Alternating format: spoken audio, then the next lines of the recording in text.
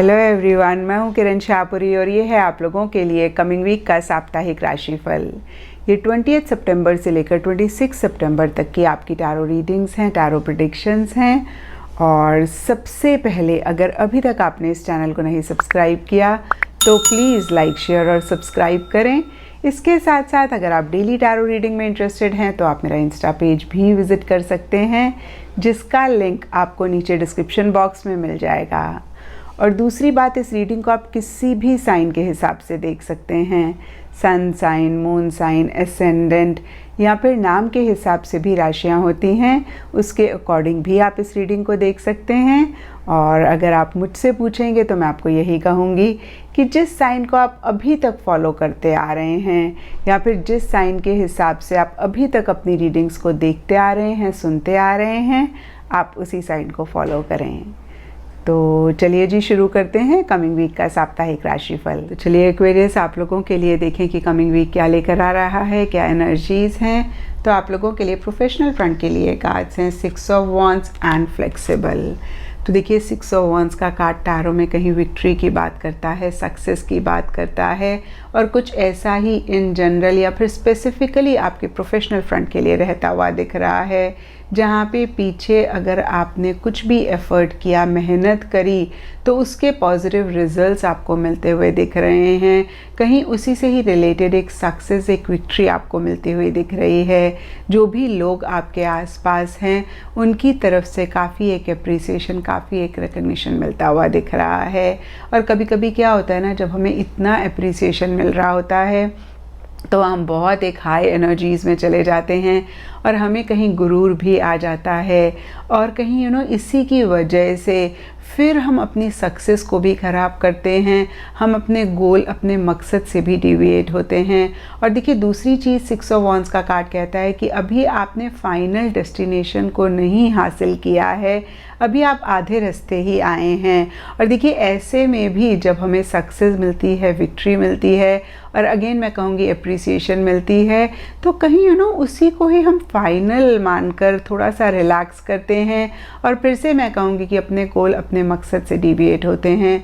तो दोनों ही सिनेरियो में थोड़ा सा इस वीक आप ज़रूर चेक करें कि कहीं आप ओवर कॉन्फिडेंट तो नहीं हो रहे हैं, कहीं आप बहुत ज़्यादा ही एक हाई एनर्जीज़ में तो नहीं जा रहे हैं, कहीं आप ऑफ द ग्राउंड तो नहीं हो रहे हैं। और अगर ऐसा है एक्वेरियस, तो ज़रूर इसको चेक करके करेक्ट करें। और देखिए, 6 ऑफ वॉन्ड्स के नीचे यहाँ पे फ्लेक्सिबल का कार्ड भी कहीं वही चीज़ आपको कह रहा है कि एक फ्लेक्सिबल अप्रोच रखना बहुत इम्पॉर्टेंट है। क्या होता है ना एक्वेरियस, जब हम किसी भी चीज़ को लेकर रिजिड हो जाते हैं तो कहीं हम बाकी चीज़ों को नहीं देख पाते हैं, बाकी पॉसिबिलिटीज़ को नहीं देख पाते हैं, और कहीं हम उतना ग्रोथ, इतना प्रोग्रेस भी अपनी लाइफ में नहीं ला पाते हैं। तो फिर से दोनों कार्ड्स को अगर मैं कंबाइन करूँ तो विक्ट्री, सक्सेस पुरानी चीज़ों के लिए या जो आप इस वीक कर रहे हैं उसके लिए मिल रहा है। लेकिन फर्दर अगर आप इस विक्ट्री, सक्सेस को मेंटेन करना चाहते हैं तो एक फ्लेक्सिबल अप्रोच रखें, एक ग्राउंडिंग एनर्जीज़ में रहें, और ओवर कॉन्फिडेंट किसी भी चीज़ को लेकर ना हो। और हो सकता है कि बहुत सारे एक्वेरियस ऐसी एनर्जीज़ में हैं जो नहीं हैं, उनके लिए कार्ड्स आपको मैसेज दे रहे हैं कि ऐसी एनर्जीज़ में रहना बहुत इम्पॉर्टेंट है।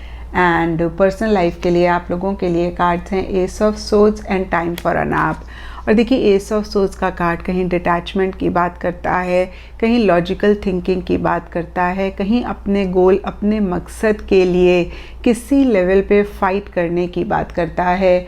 और कुछ ऐसा ही आप लोगों के लिए भी आपके पर्सनल फ्रंट में रहता हुआ दिख रहा है, जहाँ पे हो सकता है कि अगर पीछे आप बहुत इमोशनल हो रहे थे, चीज़ों को लेकर बहुत अटैच हो रहे थे, तो इस वीक आप अपने आप को कह सकते हैं बस अब बहुत हो गया, अब आप माइंड से चलना चाहते हैं, बहुत आपने अपने दिल की सुन ली है, और कहीं किसी भी चीज़ को लेकर एक क्लैरिटी भी आप लाना चाह रहे हैं। स्पेशली पीछे अगर आप कंफ्यूज थे, नहीं तो इन जनरल भी बहुत क्लियर होके आप आगे बढ़ रहे हैं, और किसी चीज़ के लिए अगर फाइट करने की ज़रूरत हो, अगर लड़ने की ज़रूरत हो, तो उसके लिए भी आप रेडी दिख रहे हैं। कहीं आपका कम्युनिकेशन स्ट्रेट फॉरवर्ड हो सकता है, ब्लंट हो सकता है।